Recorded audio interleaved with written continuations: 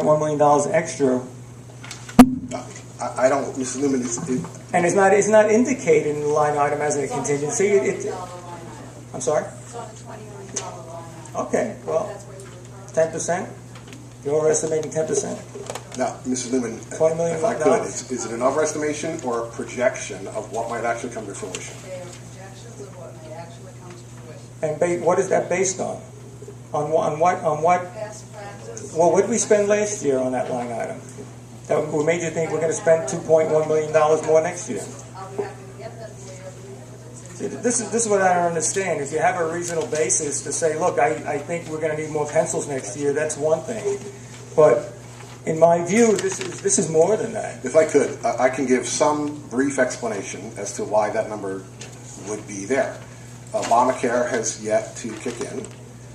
There are certainly costs associated with, let's say, and Mrs. Newman, is this an unrealistic projection that we might have 6 or 8 teachers who go out for a pregnancy or some other type of FMLA issue?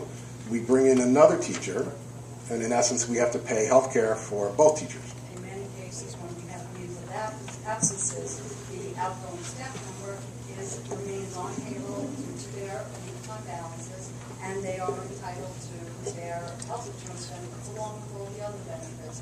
So the school district absolutely in situations like that ends up paying 2 in case what we had been paying for 1. And I can say that there are some schools here in the district that if there were 6 or 8, they'd be very happy.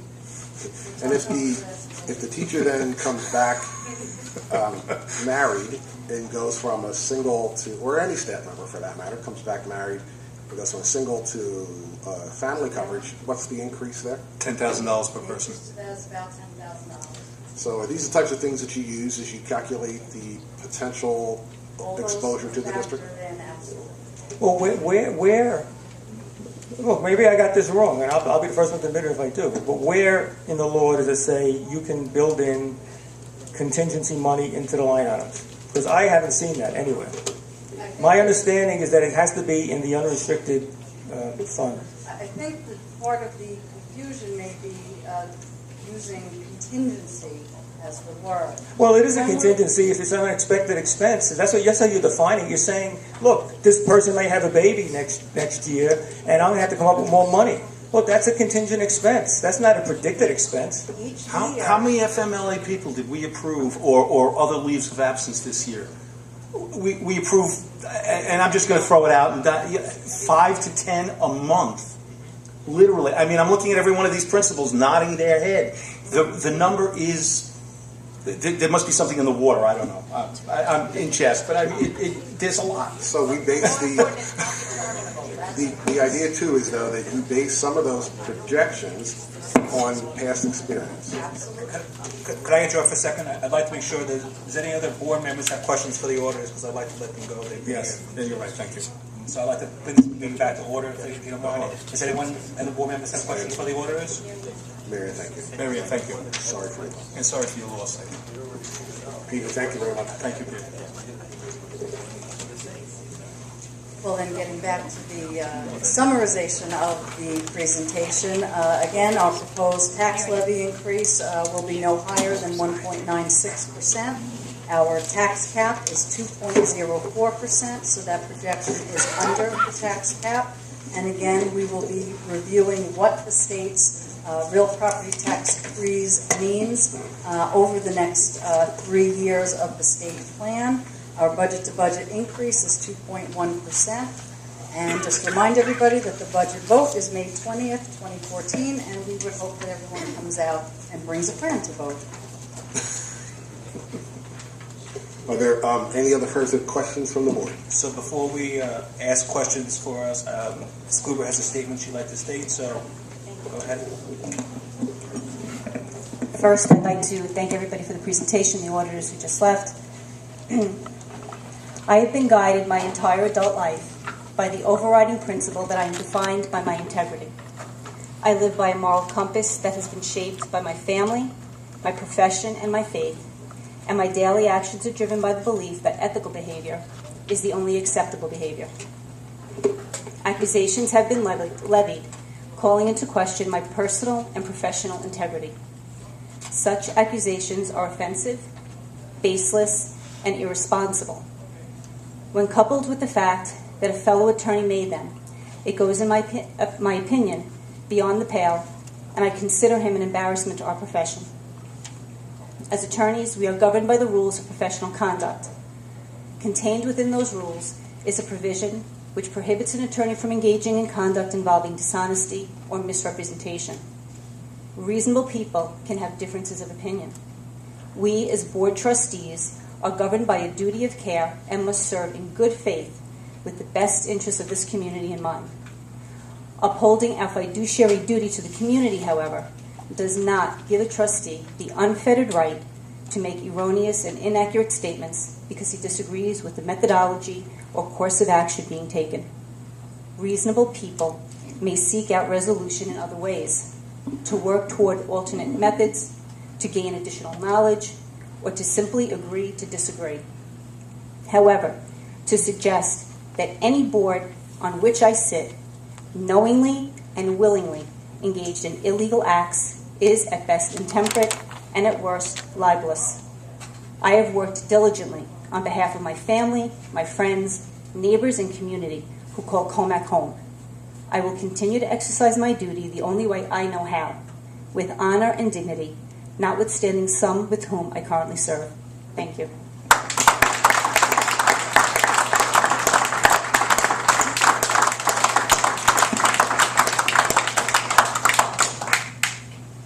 Thank you, Mrs. Gruber. Does any of the... No, I just want to make sure I understand this process right. After we get comments from the community, we can then give administration our ideas on any, if there are any, changes to either of the two plans, correct? That is correct. Okay, thank you. Let me be clear, though, that the administration would be guided by the majority of the board. Yes. Okay. Any board member? I have a few questions. Any other board member have questions before I ask it? Okay. I guess to the lady in the hot seat, Mrs. Newman. Just a couple of quick questions. What can be used? I mean, I'm looking at the numbers you projected, like the debt service fund, the capital fund, and unapplied fund balance. They're all going down rather rapidly, and this is kind of like I'd say the doomsday scenario that many other school districts are facing. We also have now a $2 million deficit, so we kind of budgeted in the opposite direction. If we keep going this, we will have no fund balance. What funds can be used to replenish any of the funds, such as the debt service fund, the capital fund, or the unapplied fund balance? Well, in order to replenish, in the case of the capital fund, that's not something that could be replenished. Once it's complete, it's complete. Okay. The debt service fund is based upon interest that is earned over time. So again, once that is depleted, that's not an area that we could refund. The other areas, the retirement reserve, the unemployment reserve, workers' comp reserve, those are all reserves that the Board of Education has the right to, if you have surpluses at the end of the year, to add to those reserves. In fact, that is how we've come today to have those reserves that we're able to utilize now to maintain programs to reduce the tax levy. Right. So for this year, we're coming up where we have a negative balance. We really couldn't apply anything to those, say, to the unapplied fund, because we are below the 4% now, and trajectory to go, like you said, in the next 4 years to 0.8%. Right. The board, if there were a surplus, for instance, last year we ended the year with a surplus. We could have utilized that surplus to build the unapplied fund balance back up to a 4% and be fully funded. The board chose not to do that in order to lower the tax levy for the residents down to the 1.585. So at this point, Mr. Hartman, our thinking around the multi-year planning is, as the funds deplete, of course, that will hurt our cash flow, as you might imagine. But then as the declining population reaches a secondary school, we will then start to contract and realize structural savings. As difficult as those structural savings are, that levels this off, and that's how we're looking at how we'll manage this over time. But we will lack cash flow in short order. Right. And would that start affecting our? I know we have a better bond rating. Would our bond rating then start getting affected as well? If we were to seek a bond rating, it certainly could affect our bond rating. Yes. Well, In you'd always fact, be the TANs. Right. Correct.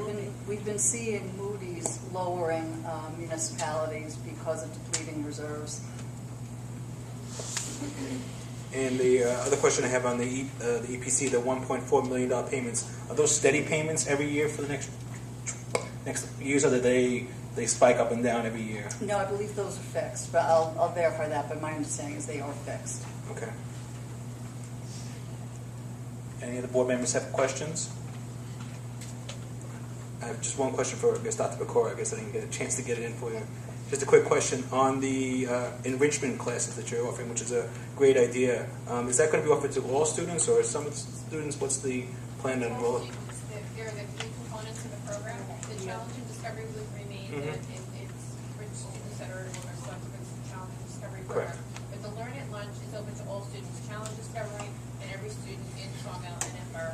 And the same is true for the discrete classes.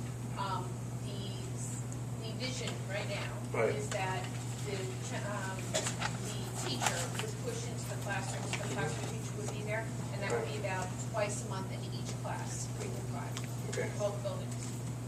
Okay. And the last quick question on at the high school level. I know it's good to see we're offering new classes now. How do you analyze which classes you're going to add or subtract or take out? How does that process actually work? That's a really great question. What we try to do is we try to build interest, and we also try to appeal to the different levels. The objective for the college level classes is to provide an environment where a student can take at least one class before they graduate. Based upon how much rigor and what their interests are, we try to make it diversified across multiple departments. And so we were very select in what we added this year. Okay. And not only did we add that, but we added some support classes too. Because of the Common Core, we know that our algebra program next year needs a little bit more support. So we added additional time to that class. So when we're looking at our course objectives across the board, we base it upon the needs of students, the interests of students, and then we all sit around with curriculum coordinators, myself, the building principals, really talk about what would entice children. Okay, great. Thank you. Anyone else from the board have any questions? Okay. At this time, I'm going to open up to the public again. Since people just please state your name, and you can't just ask one question and then come back in line. So we can. I'm not going to time you, but just ask one question. There's somebody behind you, so we can keep rotating people through. So at this time, the mic is open to the public.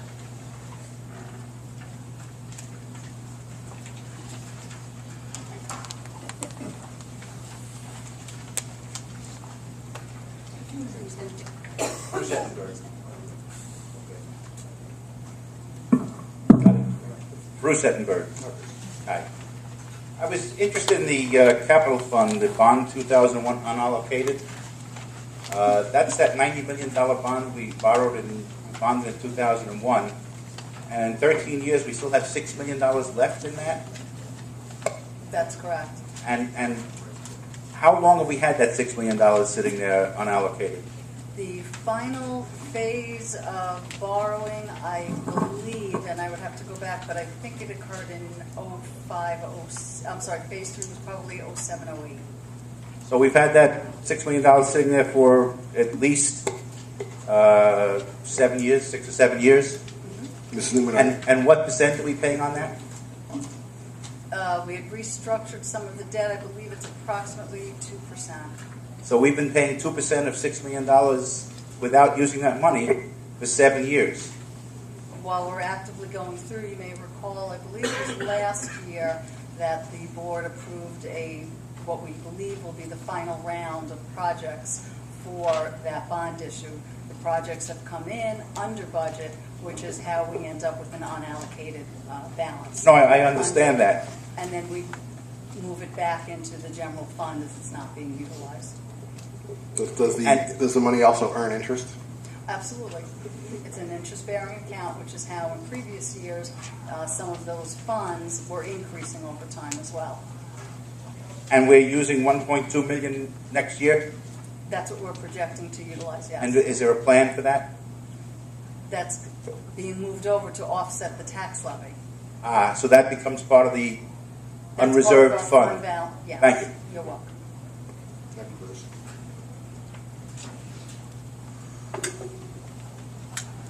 Good evening, Teresa Burke, and I just want to revisit the enrichment program that Mr. Hartman was elaborating on. Just a couple of questions real quick regarding that. The challenge and discovery portion of it, how many children are able to participate? Does anybody know? I don't have that. Certainly we do know. I don't have the number off the top of my head, but we certainly can provide that. Okay, and then in the Learn at Lunch, young engineers, it's been stated that every child would have the opportunity, so the 785 children at Burr and the 622 at Sawmill, they would open that up if every child wanted to participate in that during their lunch? Dr. McCoy, is that accurate? Yes. So would there be an increase if you see the volume and the... Of interest increase. Yeah. Okay, and then the only other question I had is, because I truly believe that the programs we put forth should be open to the masses, so that was the only question I asked between the challenge and discovery and then going to the Learn at Lunch, which I thought was great. And then the enrichment classes, that's more of a pushing class, you were saying? So what classes would be pushed in? How would they, which classes are being pushed into? So we're going to have 2 enrichment teachers. Mm-hmm. So the enrichment teachers twice a month would push into every classroom in 3rd, 4th, and 5th grade. Oh, okay, The so, classroom teacher there. Now, I say push in, but they may be in the library, they may be in a special room, they may be somewhere else within the building, the science room. But the enrichment teacher would be pushing in with the classroom teacher there. and that's open to all, every child? Every class. Every class. Every class? 3 to 4. Okay, so 2 out of the 3 are open to every class. So a lot of this is, Perfect. you might call it, Dr. McCoy, if I could, enrichment for all. Exactly. That's terrific. All right, thank you very much. Thank you, Teresa. Anyone else from the audience?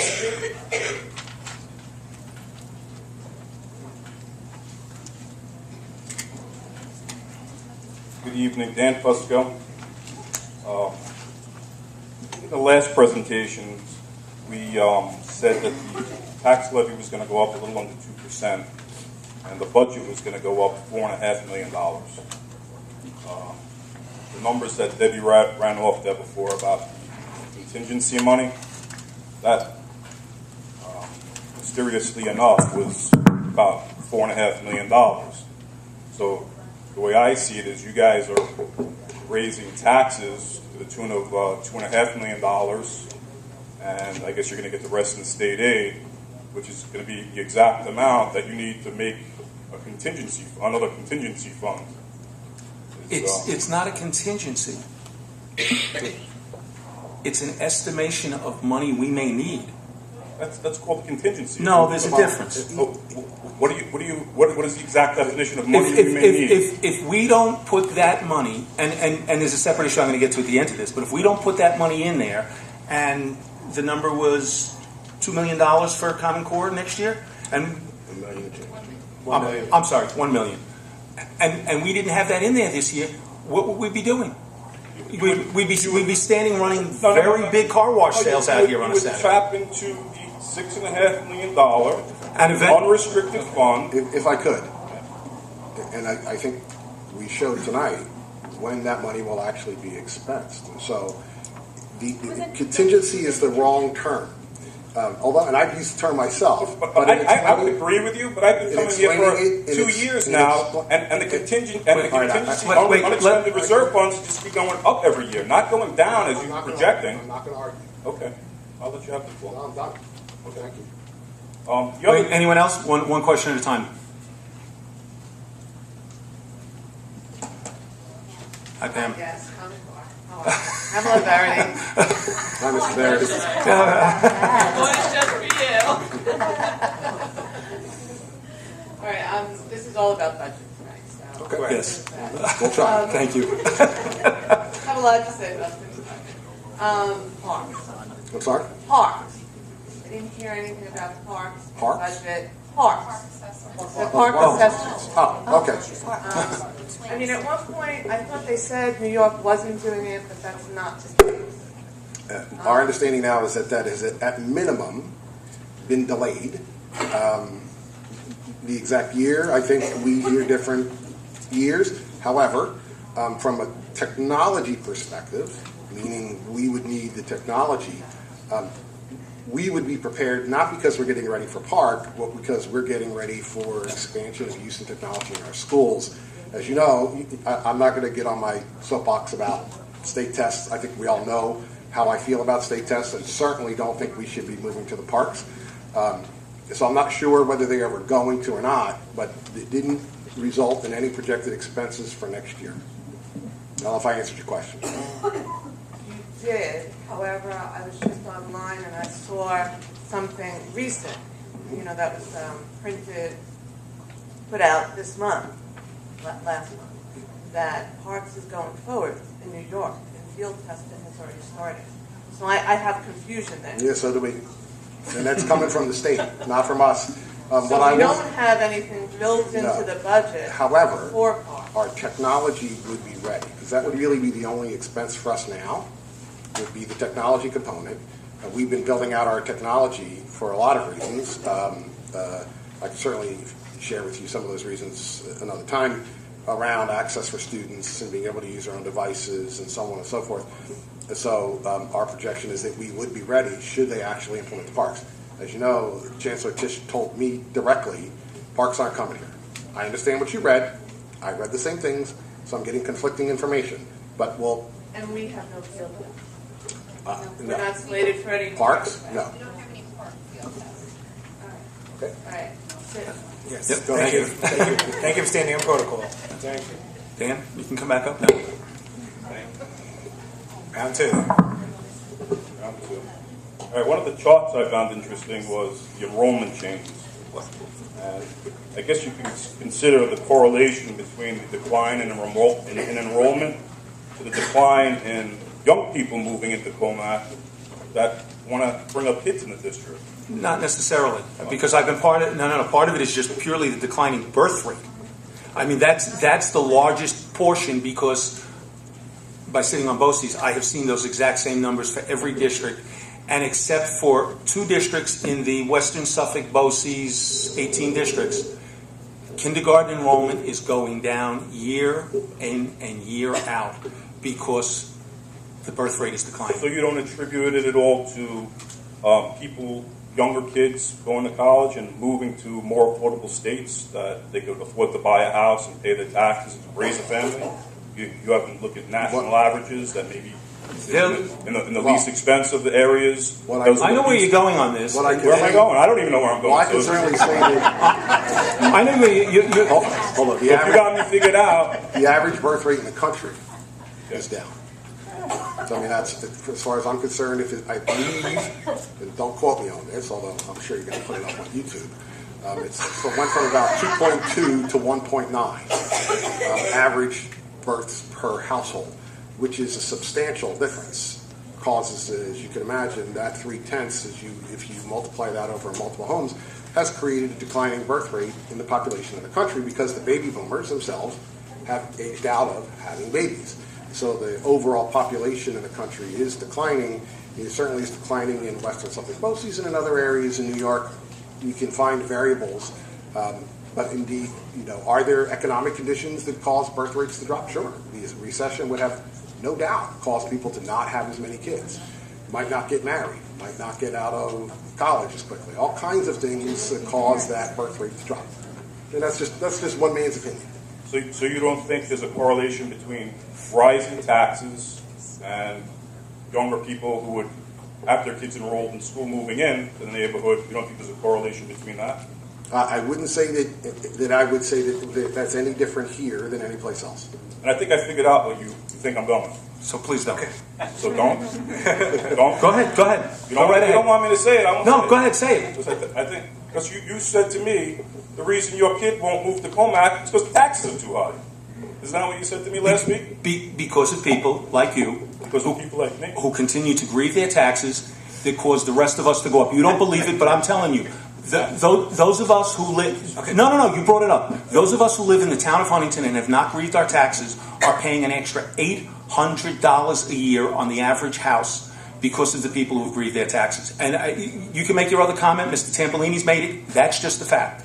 So that just means that read your taxes and you'll be paying the same as everybody else, and everybody's will go up the same amount. I'm not here to have a debate about this, if you don't mind. Sorry to Anybody break it have up. more questions, or let's Mrs. just Verity, keep do you have another question that you would like to ask? This has to do with them. Thank you. Thank you, Mrs. Verity. Question number 2. All right. Any Quick questions? cost. Any Quick cost. Things that I don't see. Due to the APPR, we do NEWAs, we do SLOs, and I don't see them accounted for here. NEWAs are very expensive. They entail a lot of teacher training to learn how to even read the score. And I've heard comments that the teachers can't even use the score because they don't know how to figure it out. So we put up costs associated with the Common Core. We did not put up costs associated with APPR. So what And you there saw. are a lot of Oh, sure. costs Oh, yeah. associated with APPR. Oh yeah, there are absolutely costs associated with APPR. Well, I can. So it's not accounted for anywhere here. Well, it's not. We didn't break it out, but APPR But it's costs somewhere in- are built into the budget. It's Sure, built in. under BOCES codes and testing codes, where we allow for expenses for the NWEs and training and so on and so But a forth. lot of that is Common Core, and as a taxpayer and a parent, I really want to know what this whole initiative is costing us. I know what it's costing our children. The taxpayers. Okay, that's a fair comment. We can certainly break that out, and I mean, we'll have it available at the next meeting. I'm not sure if it'll show up top, but certainly we can have a little handout where you can see what we project. Now, keep in mind, some of the costs associated with APPR in particular are costs that we might occur at any rate. I've made myself clear in this room and other rooms, I don't believe in APPR. I think it's a failed initiative. I don't think it actually results in increased student achievement. So we'll certainly provide what we think, because some of the things that we do in APPR, we actually fought diligently to build a plan that had some components that we believed in, at least some. Some we don't believe in at all. And so we can certainly break some of those out for you and share those with you. Okay? Anyone else besides Mr. Fusco or Mrs. Verity have another question? Okay. Thank you. Hello, Debbie Velarde. I'm curious if when we look at projected enrollment, if we take into consideration projected building projects, new housing coming up.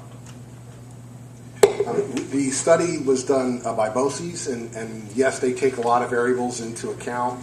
Housing turnover, new construction, if there's going to be new construction. We are a relatively landlocked area, but there is always some new construction. And then they also look at live hospital births. And then they based on historical data, how would we see those births grow over time? I personally have a hard time projecting population outside of live births, because we really don't know how many babies people are going to have. And now that the economy is recovering, it could actually go up. So they try to take. I didn't do the study, but BOCES did. They do a pretty accurate job, certainly for the 5 years around the live births that we know. After that, there are certainly methodologies that they use, but could they be up? Sure, they could be down, but it's likely that they'll either be where they are or a little higher. That's my experience. Okay. And just as a point of information, those studies were done when we made our big decision about how we were reorganizing and taking some buildings and using others back over a decade ago, and they were right on. And even within the accounting for what has happened in the economy, it's amazing how they targeted it and got it. Thank you. Good to know. Thank you. Anyone else would like to speak? Just got a couple of questions for you. No more Daisy. This year we should be saving money with our retirement plan, because we're paying less money into their pension funds. No. Should we be saving money there? No, it's actually increasing by about 1.3 million for TRS and a slight decrease in ERS. It's just not as large an increase as this year. So it's still increasing. It's just not Even though the increasing market did as well much. and- Yes, we project over time that will either level off and maybe even drop. But for now, it's still increasing. Well, after this year, we'll be working under a new contract with the teachers, so that should be different also, I guess. Doesn't affect Rates them, might be different. No. It doesn't affect pension. They don't determine how much they pay in and we pay in and No, taxpayers. that's 100% governed by the state. they were saying that we get $1.5 million from the state now should be going into the budget, as I read the other day in the paper. Commack got 1.5. On the state aid? Yeah. That should be figured in the budget? It is.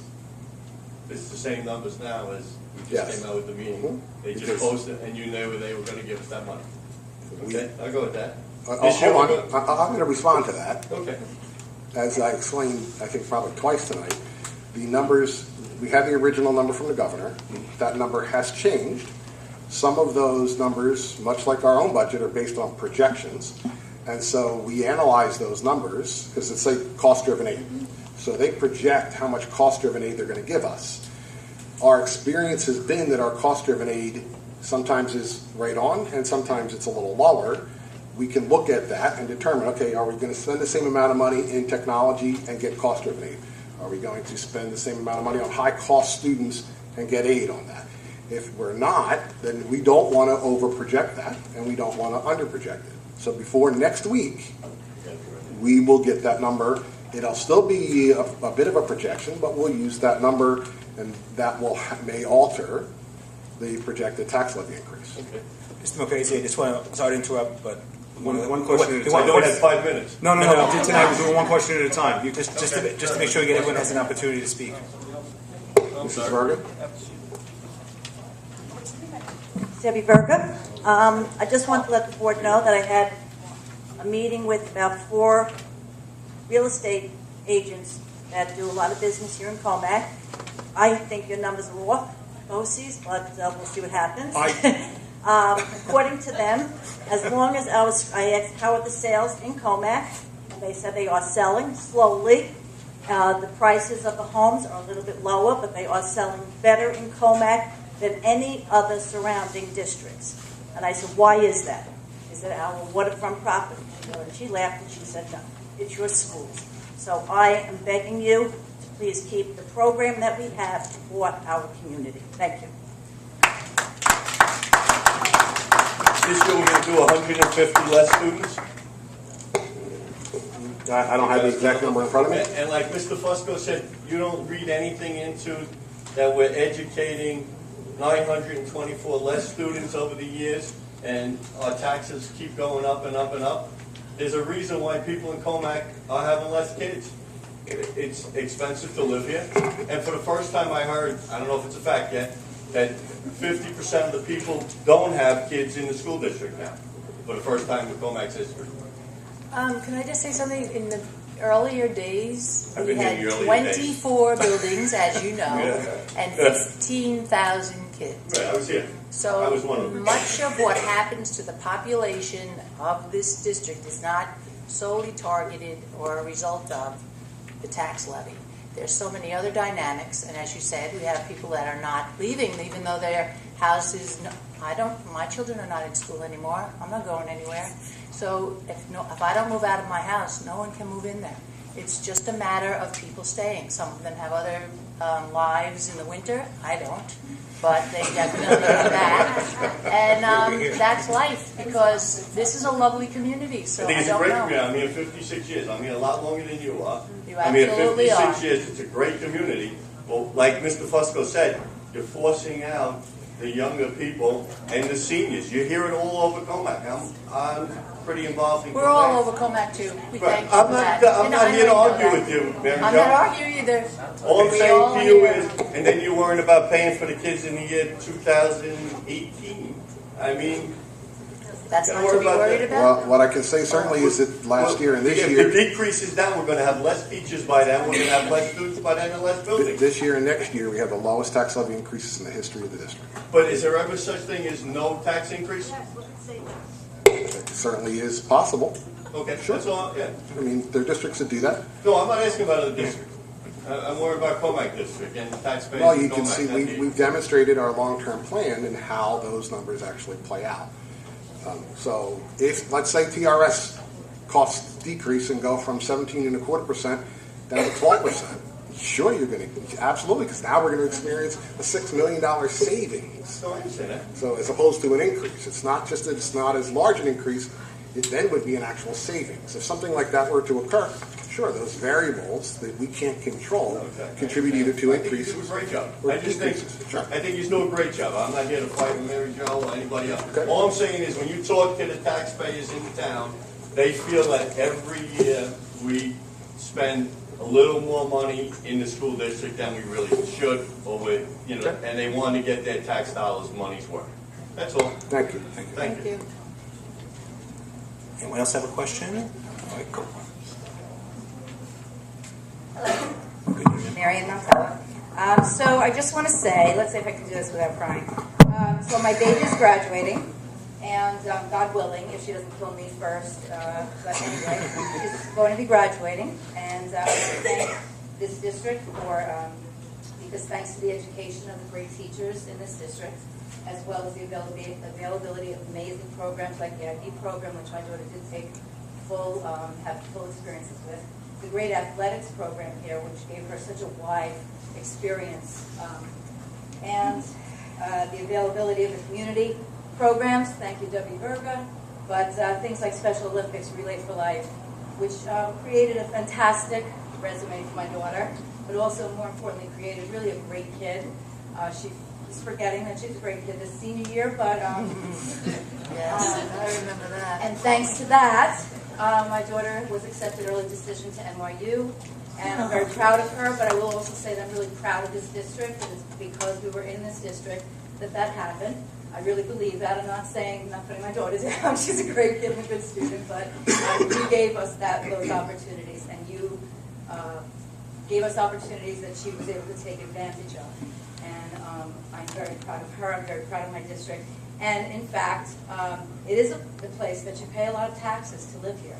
But I would pay that and more, and I am a middle class, super middle class person. Clearly, I came dressed well tonight. My husband is a state worker. I'm a social worker. We don't live high off the hog, but I am proud to pay those taxes to live in this district. And on Long Island, you're lucky if anybody can, it's a struggle on Long Island. It's not just a struggle in Commack. So I just wanted to say that, and I wanted to thank you all. And that's the last time I'm standing up here, I swear. Congratulations to her. Go ahead, Mrs. Verity. Congratulations. I think that's wonderful. Thank you. And I want my children to have the same opportunities that your daughter has. And with Common Core, I'm just going to stick this in. Get the soapbox out here. Go. They're going to get a common education. I know Commack's going to try their best to do what they can with it, but my children aren't going to get the same caliber of education that they do. Because they don't be limited. We won't give up the fight. We won't give up the fight. I know you won't give up the fight. I do know that. I do know that they're making it very difficult. From a budget standpoint, between the tax freeze and the tax levy and the unfunded mandates, the whole point is to squeeze us and squeeze our school districts. And all that money is getting funneled into private corporations, to charter schools, and it's not going to our children. Right? And that's what people need to become informed about. But back to our budget, the data dashboards. We already have our own. Now we have to subscribe to the states. Correct? Well, yes and no. We won't be using.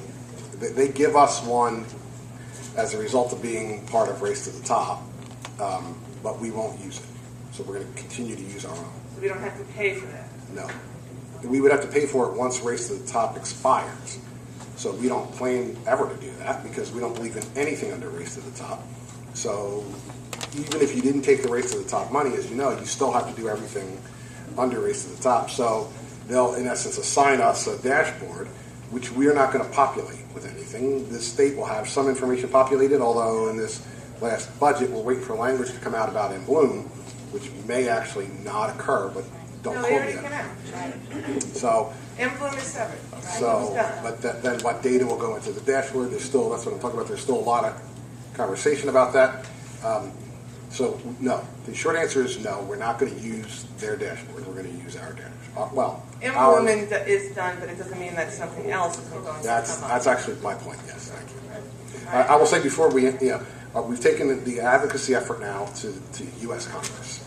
because some of what the state is doing is, you're very familiar with our advocacy efforts, now working with a contingency of superintendents and others who have been working with Steve Israel's office, and as soon as we get something approved in that office, we're actually going to go to Congress with that, because some of what we're actually experiencing under Common Core is not under the purview of New York State.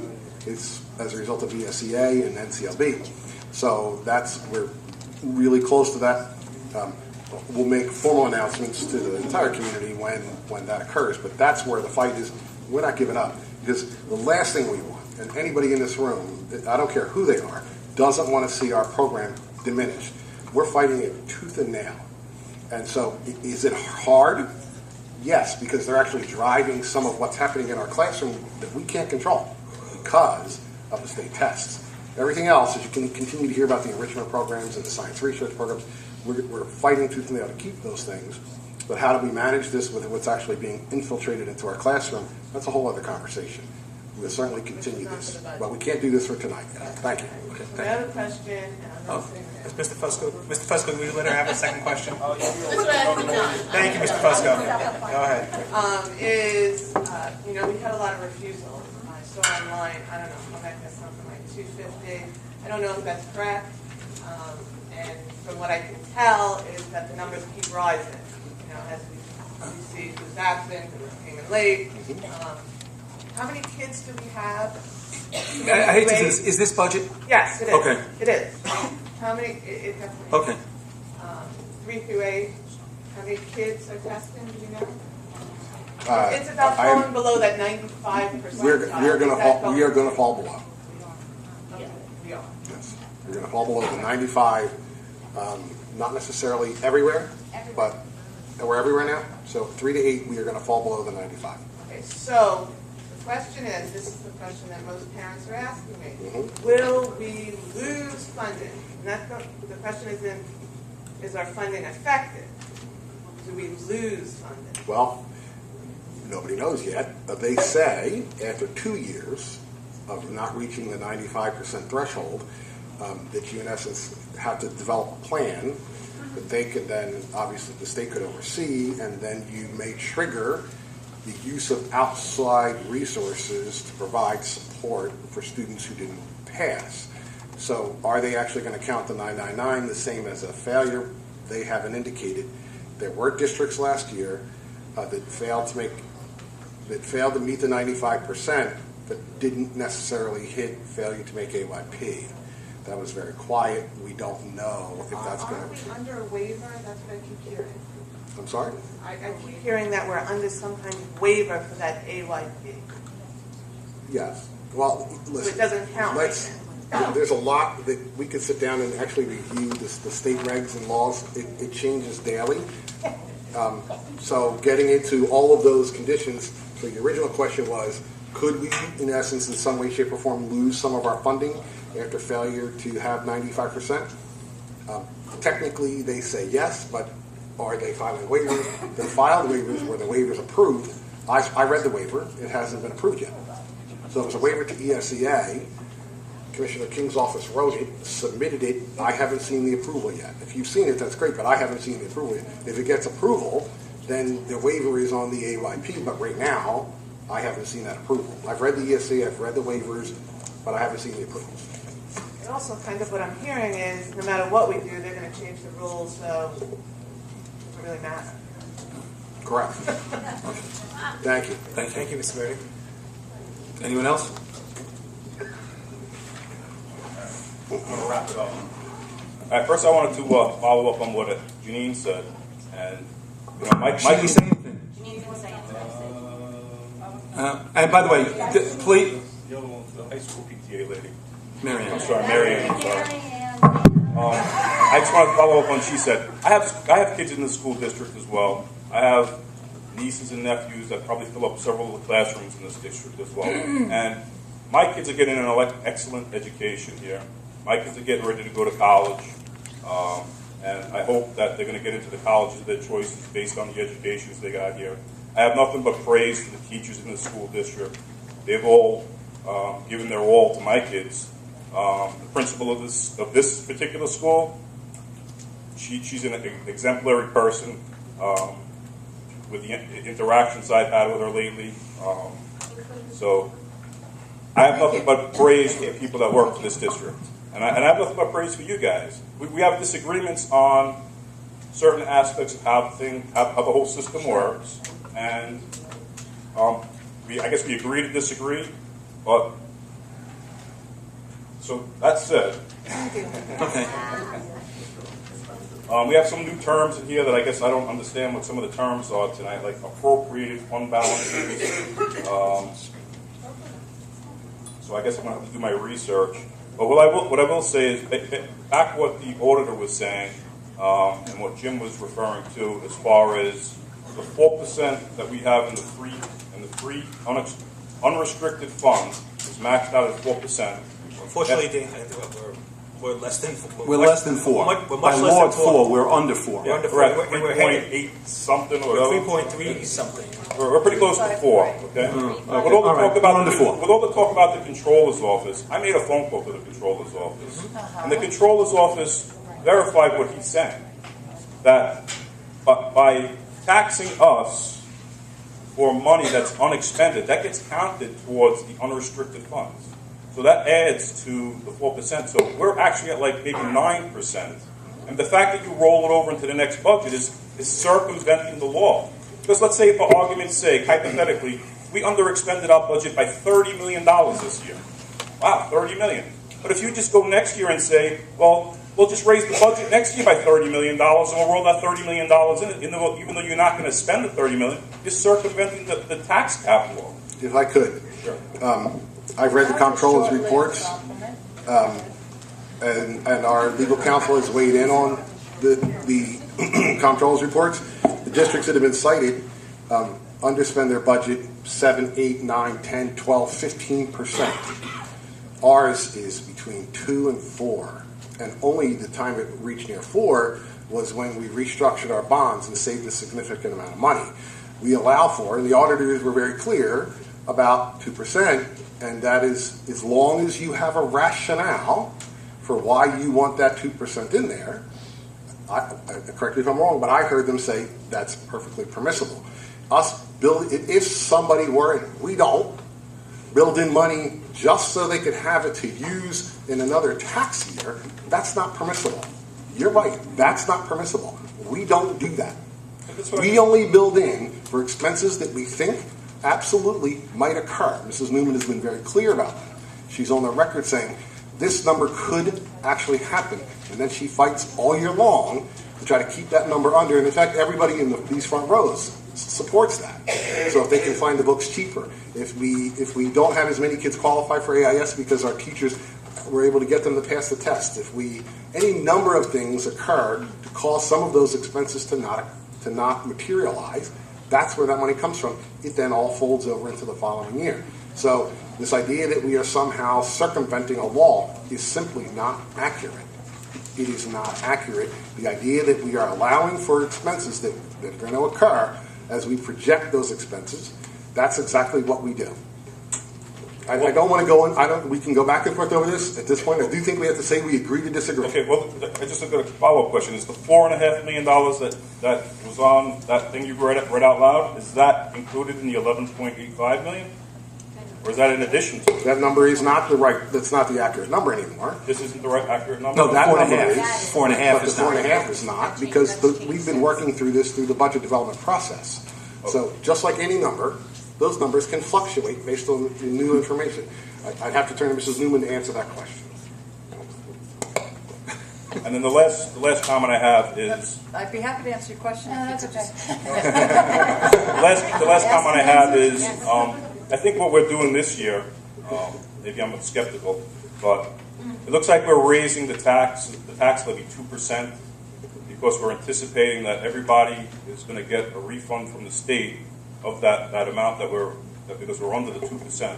As a matter of fact, that's what I was waiting for the end, and it's something I'm going to propose, but that was not what the plan was because that only happened last Friday night. Correct. So when everyone's done, I'm going to make a proposal to administration and see if I can get some support. We've been way under the 2% every year. You'll hear what I'm going to propose. So you got a scoop tonight? Excuse me, Dr. James, we've actually been allowed a greater number than 2%. That's the the idea, and then the formula often has given us greater number. We have not even gotten close to the number we were allowed. And so with, in fact, the future asking us to stay under that 2%, we've already been doing that, way under the 2% for 4 years. Every year that we've had a cap, you're correct, Mrs. Masiello, we've come in significantly below the cap. So are we not basing it on what the governor may or may not do? We don't even actually know what the governor's plan is yet. I'm not sure if that's on purpose or not.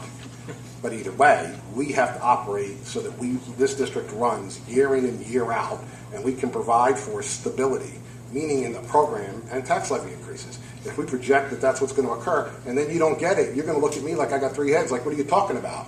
Why would you do that? So until I actually have the information, I make the recommendation based on the best information I have available at that time. Mrs. Newman has been working on this for days. I've been in conversations with Senator Flanagan, Senator Marcelino, any number of other state politicians around. What are the parameters here? And we're not the only district. Every district is grappling with these issues right now. So managing this, in essence, says to ourselves, so when I put up 1.96, put that up long before the state budget was approved. And we've qualified for that rebate the last 3 years. If it were in place, we'd be very happy, but we don't even know what it is in the future. So next week is adoption night? Correct. Adopt the budget. So when do you guys discuss? When do you guys? We're going to discuss it as soon as you sit down. As soon as I sit down, you're all make. Okay. Oh, and anyone else has any more questions? Until anyone else has no more questions. Unless there's no more questions. The idea, though, is for the board to be able to hear from the community. Okay. In all honesty, so as we have this informal hearing, the board hears from the community, then they weigh in, and upon majority of the board, if they want changes, the changes would be effectuated, and then we would adopt at the subsequent meeting. Go right ahead. Come on down. Maybe. Wilma Sheridan, here 43 years. 43 years. Top students, my children and my grandchildren in schools. On page 9, projected Common Core costs. I'm looking at the elementary textbooks, secondary, and national. Does the technology of the district support the feasibility of using e-books rather than hard copy books? We are, some of it certainly does. We have insufficient devices for all the children, but certainly it does support that. And indeed, some of it has to do with bandwidth, which is the connectivity in the schools, and the other is the actual device and having sufficient, whether it's a tablet or a Kindle or a laptop, for the students to actually access their book online, if you will. We have insufficient devices to do that right now, but we do have some of that capacity. So I don't know if I answered your question. Is there grant money available? We have gotten grants, as a matter of fact, from Senator Flanagan and Senator Marcelino, well in excess of $150,000, where we have purchased a lot of these tablets. In my conversation with the senator the other day, I'm on camera, but I guess I'll say it anyway. I'm not supposed to, but he anticipates that we will receive some additional grant money this coming year, and that will be used to continue to purchase those devices. Thank you. You're welcome. Thank you. Anyone else? Anyone else from the audience have questions? Okay, so we're going to close the public session and anyone else from the board to discuss any ideas they have on the budget. First, I want to preface this with, if we get out of here on time tonight, I am flying out to the National School Board Convention, and I will be meeting on Saturday with the New York State School Board Finance and Legal Department on a couple of issues, but one has to really do with this budget. And I want to throw this out there. And Mr. Fusco hit it right on the head. It now appears that as long as we come in under 2.04%, our cap, we, the taxpayers, will be made whole someplace down the line by presidential candidate Cuomo. I'll go out on the line and say that. I don't really care because I think it's a stupid idea, but that's what he's doing. Therefore, it is to our benefit to come in at 1.96%. And if the administration has $850,000 or $1.5 million or any other number in their pocket between now and then, let's just save it. Use it for reserves.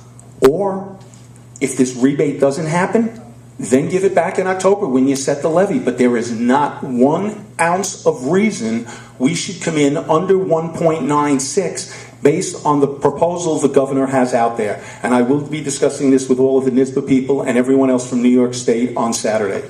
And I don't know if I can get my fellow board members to agree to that, but I'd like to give, if I get to give directive to the administration, my directive is stay at 196, hold the 850, and depending on how this plays out, let's reset up some of the reserves because it's not costing the taxpayers a penny. If we come in at zero, our net taxes are the same, and all we've done is save the state money.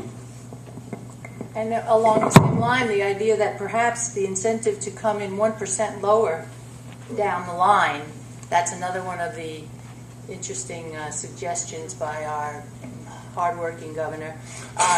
The 1% each year that we do not tax the population could also give us back other types of rewards. Now, if we start playing games with some of these numbers, we're not going to be able to handle that. So it's to keep in mind, for some who have mentioned, we have to pay attention to the kids here now. As was said, we have wonderful parents that have kids graduating. We have young parents that have kids here. And I myself watched my 4 children be educated here and do so well in all walks of life, except cleaning their rooms or coming home sometimes. But the idea that we all want the quality to continue. We want every generation that comes to this district to get the quality as close to the standard that we have been known for and expect. And so watching this dollar and not having it become a seesaw effort with regard to money is critical. It has to be our objective along the lines of holding on to the wonderful education. And I do appreciate the budget that was presented this year. It broke our hearts to deal with some of the things we had to deal with over the last couple of years. All of us. Nobody liked that. It was grueling. And now we've been able to restore, enhance, enrich. I mean, those are the kind of words that we want to speak of when we talk about our budget. We don't want to talk about cut or not have or crunch. And so, would not increase in cost, and we've got the 2 teachers, so it's just a matter of, or would it be? Mm-hmm.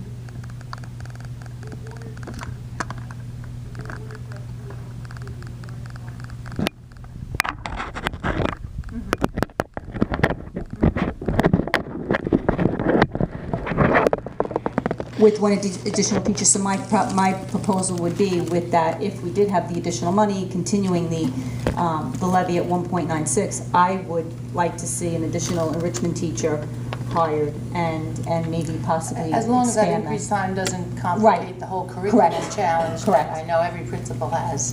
Things have to be done. I realize that, but if that's a great. Principals right now are thinking just that. Okay, so then forget it. I used to be an arts and ed, and they loved what we brought in, but it would be kind of like, oh gosh, there's the other stuff we have to do as well. What I can certainly say is, thank you. What I can certainly say is that we'll look at that and whether it's a viable proposal or not, and could it be something that would work if we were to indeed add an additional FTE.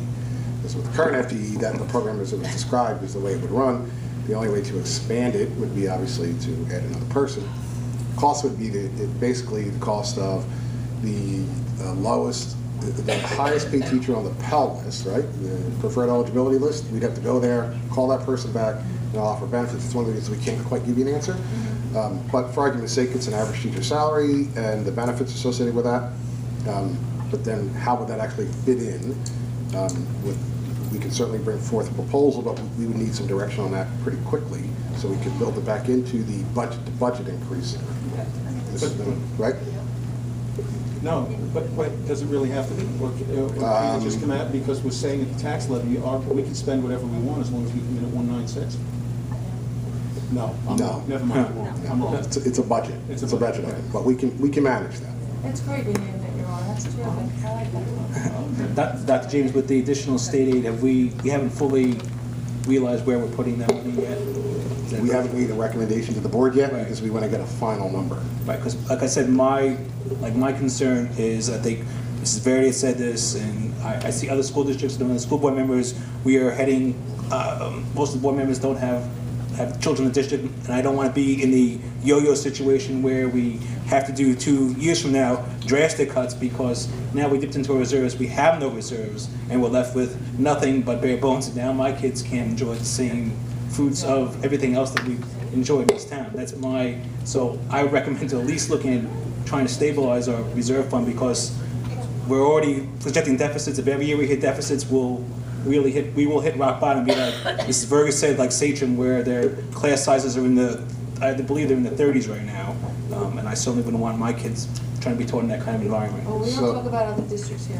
If I'm hearing correctly, if the board gives direction that we stay at 1.96, then the additional state aid money could be used to fund reserves. Correct, right. But I do want to say, we have one board member we haven't heard from. Jim? Look, I am a minority voice here. Obviously, we have disagreements, fundamental disagreements on the way this budget should be handled. Now, I gotta laugh because if you read this document, and I have copies, and anybody wants one, I'll give it to you after. It says planned contingency, $4.58 million. So it's so I hear less now, but by definition, this is not an estimate of expenses. This is a planned contingency, and to the extent it says right here, unforeseen needs. So you're telling me that you have a legitimate basis to add this money into the budget, but that's not borne out by this document. And it's limited. If that was the case, why is it limited to only these categories? It's limited to these categories because this is where you want to know where the money is, so you can pull it to the extent you need it for something else. So, I'm not buying it. And look, if you can do what you want, but I'll vote my conscience and I'll vote as I see fit. And I'm not going to vote for anything that has this kind of money built into it extra. I think that this is an opportunity, obviously, to try to top off the reserves if we can. But absent that, I think that we should try to come in as low as possible and not fudge these numbers. So that's my opinion. Do you not agree that my proposal, we're coming in at a net zero for the taxpayer? What about next year? Mr. Templini, do you agree that my proposal, we're coming in at net zero for the taxpayer? You want to come in minus? But how's it net zero? The governor is going to pay for whatever our tax increase is between zero and the cap. Therefore, my taxes are going up net zero. We'll use the old 2% equals $80, blah, blah, blah. But I'll go up $80, and next year I'll get an $80 state income tax refund or whatever way it's figured out, and we'll know that someplace down the line. So I'm not paying any more in tax. But that doesn't make this proper. I don't care how it comes out. At the end of the day, this is not a proper way of budgeting. That's my view. Look, I understand that. You disagree. Let me say this. I understand the rationale for wanting to do this. My difference is, in my opinion, is that I think that it circumvents the law. And if there's a way to do it, if there's a way to do this where you can comport with the law and have the funds available that you need to obviously have money available or to top off your reserves, that's fine. But once you start playing games, trying to push the envelope, I think that we've gone too far. I will also discuss that with the New York State School Board attorneys as I discuss other issues with them and the Office of the Professions. And I can't sit silent and indicate that that document, which is a work document, that has since been revised, has been released and creates the perception that, in essence, we put money into budgets that we don't actually expect to expend, and it's a vocabulary discrepancy. So Mrs. Newman has said repeatedly, and I will certainly stand behind that wholeheartedly, that every number has a rationale. The numbers are not artificially inflated or bloated in an effort to circumvent any law. That is not what is done. telling you what the document says. You can make your own interpretation. And could I just perhaps add some clarity to that? The document that Mr. Tampolini is referring to was a document at a specific date and time. And I understand that Mr. Tampolini perhaps hasn't been through this process fully yet, so that some terminology that perhaps other people sitting at this table and in the audience are accustomed to hearing, I would just reiterate that semantics may be at issue here. The dollars at a specific date and time is very different from the end product. As we've talked about, the budget development process is fluid and is changing. Certainly the numbers we reviewed tonight are different. So to hand out a document that was a date specific to the superintendent, I don't think is genuine either, because that is not the document that is being explained.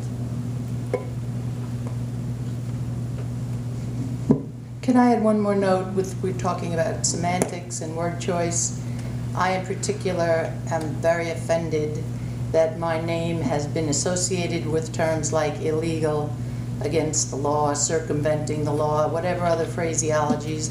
I think it is highly out of line for that type of description to come from anybody towards myself and the rest of the board.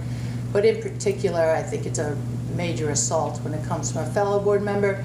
So when it comes down to possibly the learning curve that brings us all to understand that we have to agree to disagree, I think we should also let go of the near slanderous statements that we send out to the public, because it's not right. Libelous. It was in writing. I have no further comment at this time. It's only liable if it's untrue. Yeah, go ahead. Talk about manipulating. We manipulate the law and accusing us of manipulating the finances. Very In my interesting. opinion, you violated RICO. Okay. I'm entitled to my opinion. I'm entitled to my opinion. Okay, so at this point, I'm going to close the budget information meeting. I'd like to thank everyone for the end of the budget trilogy. Stay tuned for next Thursday for a regular budget meeting. Yes. Thank you, everyone.